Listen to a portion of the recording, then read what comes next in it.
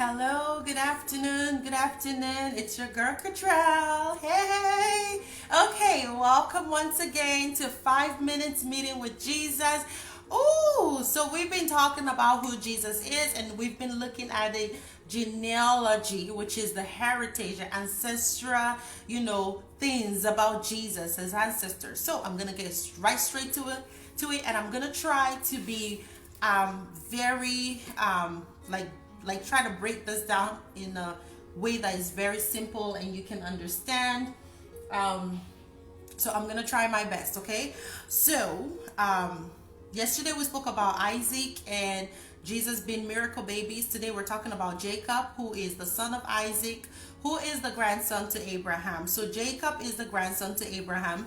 Isaac and Rebekah gave birth to Jacob and Esau. So Jacob and Esau are twins, okay? So, but Esau, it came out first before Jacob, okay? So Jacob is the second child, right?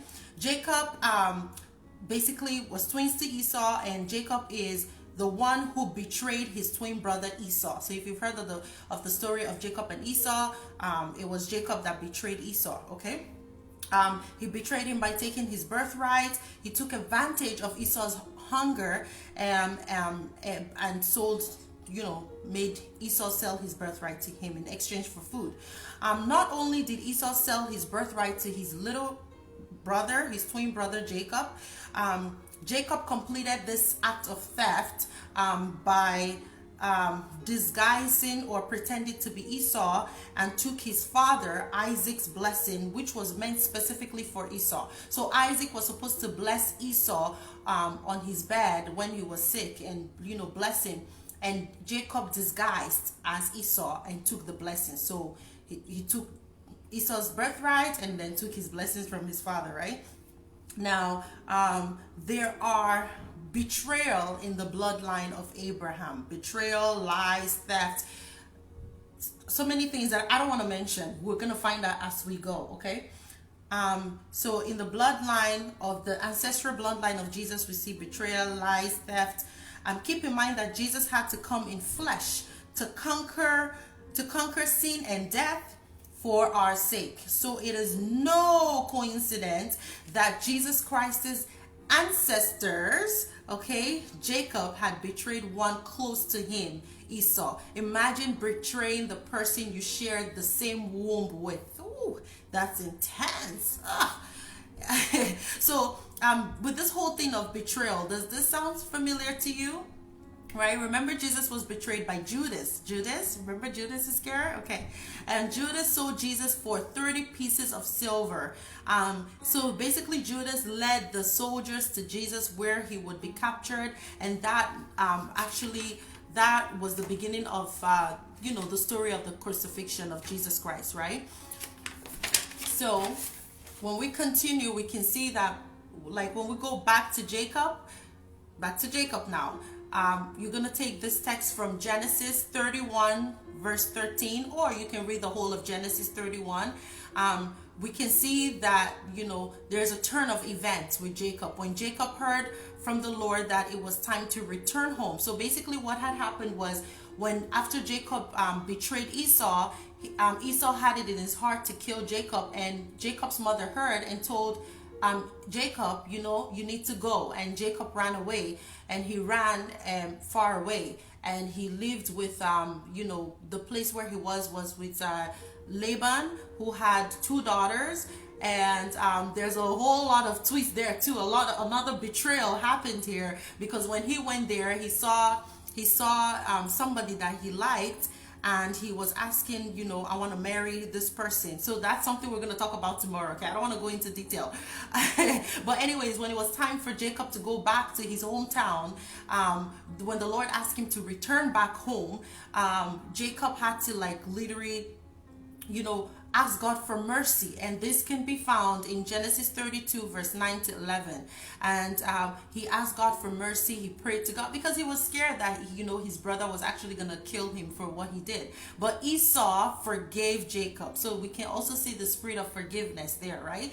Esau forgave Jacob. We welcomed him back home. Jacob's life was spared from Esau.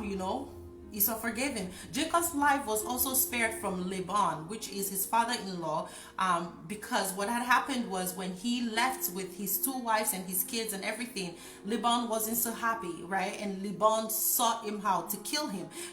So Jacob had a whole lot of drama going on somewhere, but that's something we're going to talk about later on.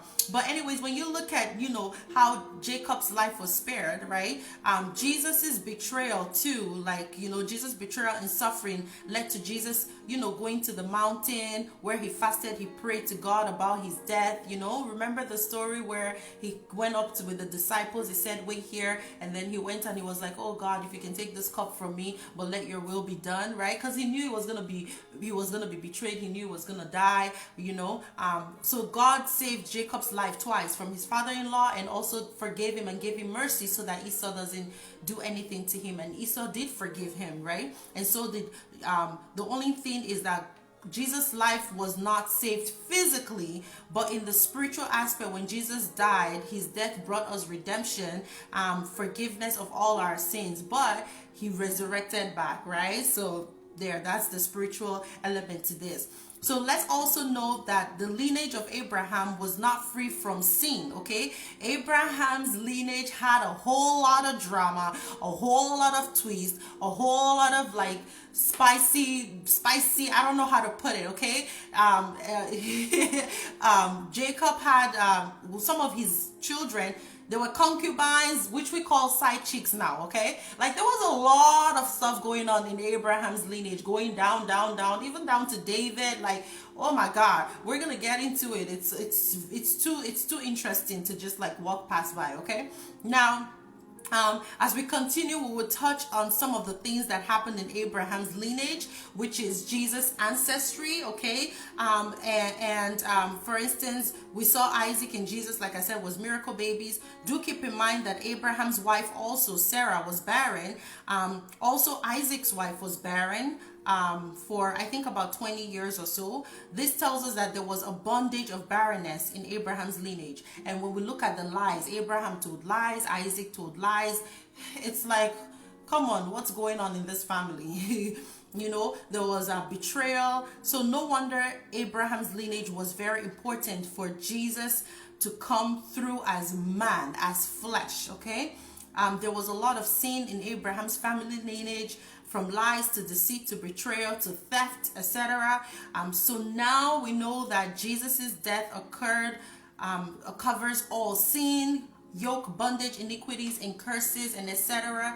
And now we can see how, him coming through that bloodline was very significant. It's like this family, they don't did everything wrong. There was something going on somewhere, somehow, down the generation, there was something happening. So that's it about Jesus's life today. This was 5 minutes meeting with Jesus. Did we use 5 minutes already? Oh, more than 5 minutes. But anyways, I will see you guys tomorrow again at 2 p.m. Eastern Standard Time as we talk about the life of Jesus in detail, looking at his ancestry, okay, his ancestors. All right, I'll see you tomorrow. Bye.